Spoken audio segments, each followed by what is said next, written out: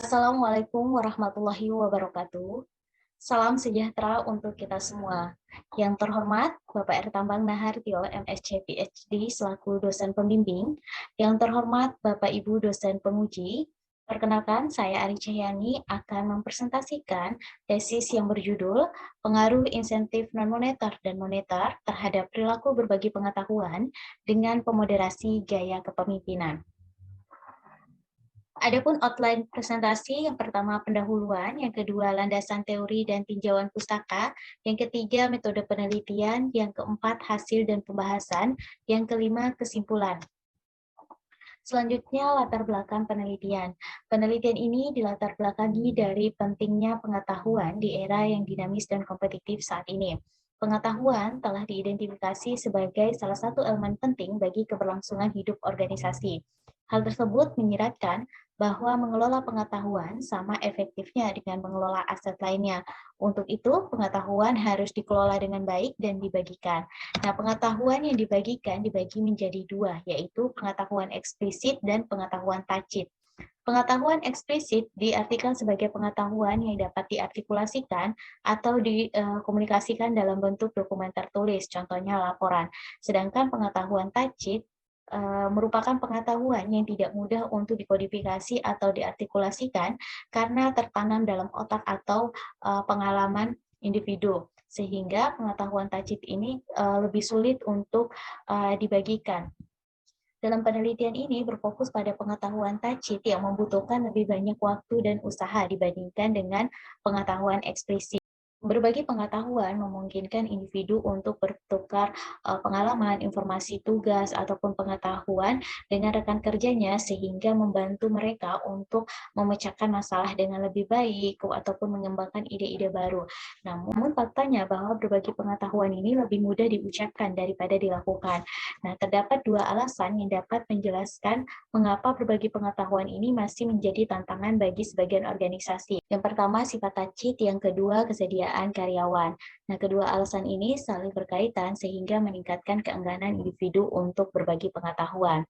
Nah, ketidakmampuan karyawan untuk berbagi pengetahuan ini dapat mempengaruhi ketersediaan informasi yang tidak akurat ataupun tidak lengkap. Nah, beberapa penelitian terdahulu telah menunjukkan bahwa aktivitas berbagi pengetahuan ini sangat penting bagi perusahaan. Di antaranya dapat meningkatkan keahlian dan kompetensi karyawan ketika mereka saling bertukar pengalaman ataupun keterampilannya. Dan yang kedua, yaitu adanya aktivitas berbagi pengetahuan dapat memfasilitasi integrasi pengetahuan sehingga meningkatkan kolaborasi sinergis yang tentunya akan meningkatkan kinerja. Nah, beberapa perusahaan telah menggunakan tim guna meningkatkan interaksi ataupun koordinasi sehingga menciptakan perilaku berbagi pengetahuan. Namun, menurut Guven et al. Tahun 2020 menyatakan bahwa pengetahuan yang didistribusikan di dalam tim ini tidak maksimal. Hal ini dikarenakan bahwa berbagi pengetahuan ini tidak muncul secara otomatis, melainkan niat untuk berbagi pengetahuan memainkan peran penting. Selain itu, keengganan individu untuk berbagi pengetahuan disebabkan karena mereka menganggap bahwa pengetahuan ini merupakan kekayaan intelektual, aset tidak berwujud, yang apabila dibagikan kepada orang lain, maka orang lain akan mengambil ide-idenya. Nah, untuk itu diperlukan sistem pengendalian manajemen. Dalam hal ini adalah insentif. Sejumlah penelitian terdahulu telah menunjukkan bahwa insentif dapat meningkatkan perilaku berbagi pengetahuan. Pada penelitian ini berfokus pada dua jenis insentif, yaitu insentif non-moneter dan juga insentif moneter. Pada praktiknya, kedua jenis insentif ini merupakan jenis insentif yang sering digunakan oleh organisasi. Namun, dari hasil penelitian terdahulu memberikan argumen yang berbeda-beda terkait keefektifan dari kedua jenis insentif ini. Nah, beberapa penelitian terdahulu telah membandingkan secara langsung terkait pengaruh insentif moneter maupun non-moneter terhadap aktivitas berbagi pengetahuan, namun dalam konteks yang berbeda. Di antaranya, penelitian yang dilakukan oleh Wolf and Loras tahun 2008 berfokus pada niat berbagi pengetahuan, bukan pada perilaku berbagi pengetahuan. Sementara itu, penelitian terbaru yang dilakukan oleh Zhang and Min tahun 2021 ini berfokus pada penyembunyian pengetahuan Selain insentif, manajemen sumber daya manusia yang efektif juga bergantung pada kepemimpinan. Nah, pemimpin ini memainkan peran penting dalam mengintegrasikan pengetahuan dalam suatu organisasi. Hal ini berkaitan dengan fakta bahwa seorang pemimpin sering berinteraksi dengan bawahannya sehingga dapat mengarahkan ataupun mempengaruhi persepsi, perasaan, ataupun kinerja yang pada akhirnya akan mempengaruhi perilaku berbagi pengetahuan antar karyawan.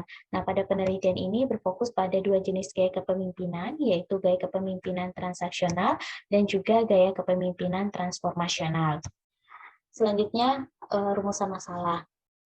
Kesediaan individu untuk berbagi pengetahuan masih menjadi salah satu hambatan utama bagi organisasi. Hal ini dikarenakan karena tidak semua individu itu bersedia untuk berbagi pengetahuan sebanyak yang diharapkan oleh organisasi. Hal ini diperkuat dengan pelaksanaan berbagi pengetahuan di perusahaan jasa di Indonesia yang masih belum efektif. Adapun kendala-kendala yang dirasakan yaitu tidak terstrukturnya pemberian penghargaan. Selain itu, aktivitas berbagi pengetahuan ini dianggap sebagai salah satu aktivitas yang dapat mengganggu pekerjaan serta kurangnya pemahaman terkait manfaat yang diperoleh dari aktivitas tersebut. Nah, beberapa penelitian terdahulu telah menyelidiki pengaruh dari insentif terhadap aktivitas berbagi pengetahuan.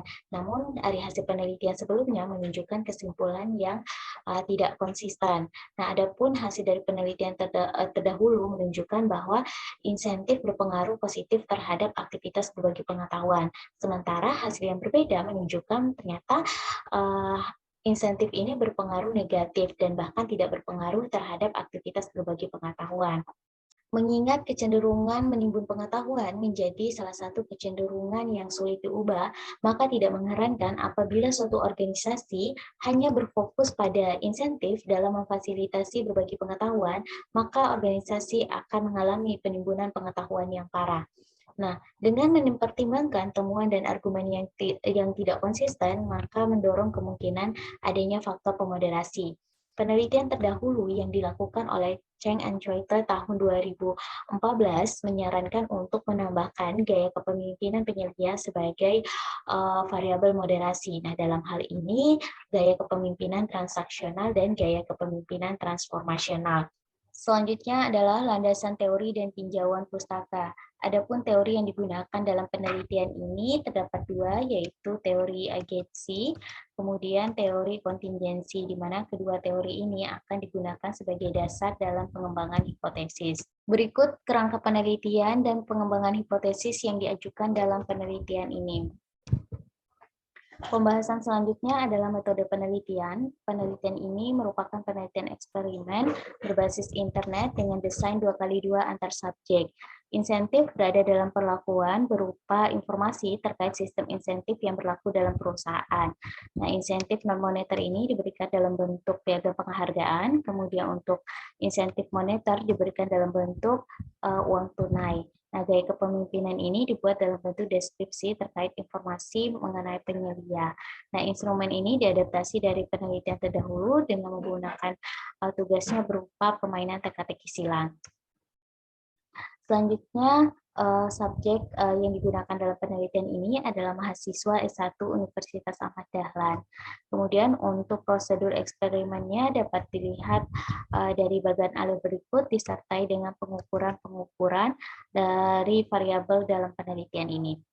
Selanjutnya, untuk teknik analisis data sebagaimana kerangka konseptual, di mana hipotesis 1 ini menguji main effect, kemudian akan dilakukan uji interaksi. Nah, maka teknik analisis data menggunakan two-way ANOVA, kemudian jika ditemukan efek interaksi yang signifikan, maka akan dilakukan uji lanjut. Nah, selain itu, pada penelitian ini dilakukan juga uji tambahan atau pendukung yang meliputi uji chi-square dan one-way ANOVA.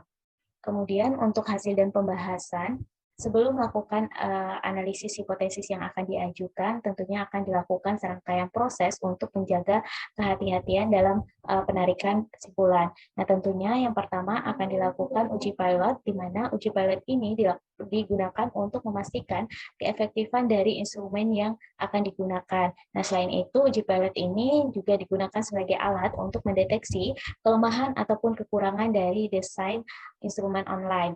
Nah, setelah peneliti meyakini bahwa instrumen yang digunakan telah memadai, maka pelaksanaan eksperimen akan dilakukan. Nah, pada penelitian ini, pelaksanaan eksperimen dilakukan pada tanggal 7 Juli 2022 sampai 11 Juli 2022. Nah, untuk cek manipulasi, kemudian statik demografi, uji randomisasi, dan serangkaian uji lainnya akan dijelaskan pada sesi berikut. Pada pelaksanaan eksperimen, setidaknya terdapat 153 mahasiswa yang mengakses tautan yang telah dibagikan. Namun, tidak semua partisipan berhasil mengisi secara lengkap. 2 di antaranya tidak lolos manipulasi, kemudian 19 orang melakukan double input, dan 23 orang lainnya tidak mengisi sampai tahap akhir. Sehingga total responden akhir dalam penelitian ini berjumlah 109 orang yang akan dikelompokkan berdasarkan IPK, jenis kelamin, dan juga usia. Yang akan dilakukan uji randomisasi dan karakteristik demografi partisipan. Nah, berdasarkan dari hasil pengujian menunjukkan bahwa nilai signifikan dari kedua pengujian ini menunjukkan nilai yang lebih besar daripada dari 0,05 sehingga dapat disimpulkan bahwa randomisasi yang dilakukan telah berjalan secara efektif dan tidak ada pengaruh antara karakteristik demografi terhadap perilaku berbagi pengetahuan. Nah, setelah dilakukan uji pengaruh karakteristik demografi, uji randomisasi, maka akan dilakukan pengujian terkait beda hari pelaksanaan. Nah, berdasarkan dari hasil pengujian menunjukkan untuk uji beda waktu pelaksanaan lebih besar dari 0,05 sehingga dapat dikatakan bahwa terciptanya perilaku berbagi pengetahuan tidak dipengaruhi oleh perbedaan hari pelaksanaan. Selanjutnya, untuk uji asumsi ANOVA meliputi uji normalitas dan uji homogenitas, di mana kedua asumsi ini telah terpenuhi, yang berarti bahwa data penelitian berasal dari sampel yang terdistribusi normal dan memiliki varian yang homogen. Nah, kemudian setelah uji asumsi ANOVA terpenuhi, maka akan dilakukan uji hipotesis. Dan di mana dari tabel two-way ANOVA ini dapat dilihat bahwa nilai signifikannya lebih kecil dari 0,05 sehingga hipotesis pertama pada penelitian ini terdukung dan juga hipotesis kedua dalam penelitian ini terdukung. Nah, berdasarkan dari plot interaksi menunjukkan terdapat interaksi antara insentif dan juga gaya kepemimpinan. Selanjutnya, berdasarkan hasil rata menunjukkan bahwa perilaku berbagi pengetahuan cenderung lebih tinggi pada kondisi insentif moneter dibandingkan dengan insentif non-moneter. Nah, kemudian dari hasil rata juga menunjukkan bahwa baik pada gaya kepemimpinan transformasional maupun gaya kepemimpinan transformasional cenderung meningkatkan perilaku berbagi pengetahuan pada kondisi insentif moneter dibandingkan dengan kondisi insentif non-moneter. Nah, karena ditemukan adanya efek interaksi yang signifikan, maka dilakukan uji lanjut untuk menguji terkait hipotesis H2A maupun hipotesis H2B. Nah, berdasarkan dari hasil uji lanjutnya menunjukkan bahwa terdapat perbedaan perilaku berbagi pengetahuan ditinjau dari kombinasi insentif dan gaya kepemimpinan. Nah, bisa dilihat secara detail pada tabel post-hoc menunjukkan bahwa ternyata pada kelompok gaya kepemimpinan transformasional ini menunjukkan terdapat perbedaan perilaku berbagi pengetahuan antara insentif moneter dan kondisi insentif non-moneter, sehingga hipotesis H2A pada penelitian ini terdukung. Sedangkan pada kelompok gaya kepemimpinan transaksional menunjukkan bahwa tidak ada perbedaan perilaku berbagi pengetahuan antara kondisi insentif moneter dan kondisi non-moneter, sehingga H2B dalam penelitian ini tidak terdukung. Nah, berikut plot interaksi dari kombinasi insentif dan gaya kepemimpinan setelah dilakukan uji lanjut. Pembahasan selanjutnya adalah kesimpulan. Berdasarkan hasil penelitian, dapat disimpulkan bahwa yang pertama, bukti empiris menemukan bahwa perilaku berbagi pengetahuan cenderung lebih tinggi pada kondisi insentif moneter dibandingkan dengan kondisi insentif non-moneter. Nah, yang kedua, bukti empiris juga menemukan bahwa gaya kepemimpinan memoderasi hubungan antara insentif dan perilaku berbagi pengetahuan. Nah, kemudian yang ketiga, berdasarkan hasil penelitian menunjukkan bahwa pemimpin dengan gaya transformasional sangat punya andil dalam meningkatkan perilaku berbagi pengetahuan. Adapun implikasi dalam penelitian ini dibagi menjadi dua, yaitu secara teoritis dan secara praktis. Secara teoritis menunjukkan bahwa teori agensi dan teori kontingensi terbukti secara empiris dapat mendukung hipotesis penelitian. Kemudian secara praktis bahwa hasil penelitian ini dapat menjadi saran dan pertimbangan bagi perusahaan dalam menentukan sistem pengendalian manajemen yang tepat dan juga gaya kepemimpinan yang dapat menciptakan lingkungan yang kondusif dalam menciptakan perilaku berbagi pengetahuan. Selanjutnya, keterbatasan penelitian. Adapun keterbatasan dalam penelitian ini meliputi validitas internal, yang kedua hanya menyelidiki insentif moneter dan non-moneter dari banyaknya jenis insentif lain yang belum diteliti. Kemudian pada penelitian ini belum mempertimbangkan faktor individu dan juga partisipan yang digunakan adalah mahasiswa. Adapun saran untuk penelitian selanjutnya adalah dapat mempertimbangkan mekanisme insentif lain yang lebih efektif dalam mendorong perilaku berbagi pengetahuan. Dan kemudian penelitian selanjutnya dapat mempertimbangkan perbedaan dalam kepribadian individu yang berpotensi mempengaruhi penerimaan yang berbeda terhadap jenis insentif yang diberikan. Demikian hasil presentasi dari saya, lebih dan kurangnya saya mohon maaf. Wabillahi taufiq wal hidayah. Wassalamualaikum warahmatullahi wabarakatuh.